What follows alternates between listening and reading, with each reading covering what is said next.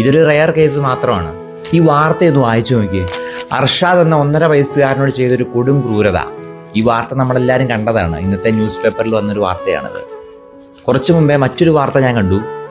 UP-യിലാണ് സംഭവം നടക്കുന്നത്. ഒരു പിഞ്ചു കുഞ്ഞിനെ നിലത്തിട്ട് അടിച്ചു കൊല്ലുന്ന ഒരു പിതാവ്. വിശന്ന് കരഞ്ഞാല് തീ വെച്ച് പൊള്ളിക്കും, വാശി പിടിച്ചാല് തൊഴി. കിടക്കയിൽ മൂത്രമൊഴിച്ചതിന് ജനനേന്ദ്രിയം കീറി മുറിച്ചു. ബൈക്കിൽ കയറാൻ ശ്രമിച്ചതിന് ഇരുകൈകളും തല്ലിയൊടിച്ചു. എന്തിന്? ചെളിവെള്ളത്തിൽ ഇറങ്ങിയതിന് ഇരുകാലുകളും പൊള്ളിച്ചു. ഈ പീഡനങ്ങളൊക്കെയും നടന്നത് സ്വന്തം അമ്മയുടെ മുൻപിൽ.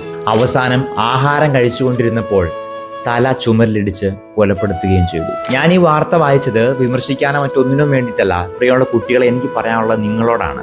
കഴിഞ്ഞ ദിവസം ഒരു അപ്പൻ എൻ്റെ അടുത്ത് വന്നിട്ട് പറയുകയാണ്, അച്ഛാ, എൻ്റെ മകൻ ഞാൻ പറയുന്നത് ഒന്നും കേൾക്കുന്നില്ല, ഒരക്ഷരം പോലും അനുസരിക്കുന്നില്ല അച്ഛാ, എന്ത് ചെയ്യും ഞങ്ങൾ? നമ്മളൊന്ന് ആലോചിച്ച് നോക്കി, നമ്മുടെയൊക്കെ അപ്പനും അമ്മയും എത്രമാത്രം കഷ്ടപ്പെട്ടാണ് നമ്മളെയൊക്കെ വളർത്തുന്നത്.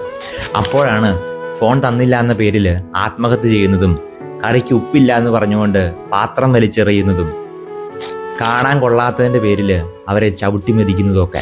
കുട്ടികളെ, നിങ്ങൾ കുഞ്ഞുനാളിൽ കിടന്ന് കരഞ്ഞപ്പോൾ, വാശി പിടിച്ചപ്പോഴൊന്നും നിങ്ങളുടെ അപ്പനും അമ്മയും നിങ്ങളെ ഒന്നും എറിഞ്ഞു കൊന്നില്ലല്ലോ. അതുകൊണ്ട് അവർക്ക് കഴിവില്ല, കാണാൻ കൊള്ളത്തില്ല, കറിക്ക് ഉപ്പില്ല, രുചിയില്ല എന്നൊക്കെ പറഞ്ഞ് നിങ്ങൾ കുറ്റപ്പെടുത്തുമ്പോൾ ഓർക്കുക, എത്രമാത്രം ത്യാഗത്തോടെയാണ്, എത്രമാത്രം വേദന സഹിച്ചാണ് ഓരോ അപ്പനും അമ്മയും ഓരോ കുഞ്ഞിനെയും വളർത്തിക്കൊണ്ടുവരുന്നത് എന്നുള്ളത്. ഇങ്ങനെയുള്ള വാർത്തകൾ കാണുമ്പോൾ നമ്മളൊക്കെ എത്രമാത്രം നന്ദിയോടെ നമ്മുടെയൊക്കെ അപ്പൻ്റെയും അമ്മയുടെയും കാലുകൾ വന്ദിക്കണമെന്ന് തോന്നിപ്പോവുകയാണ്.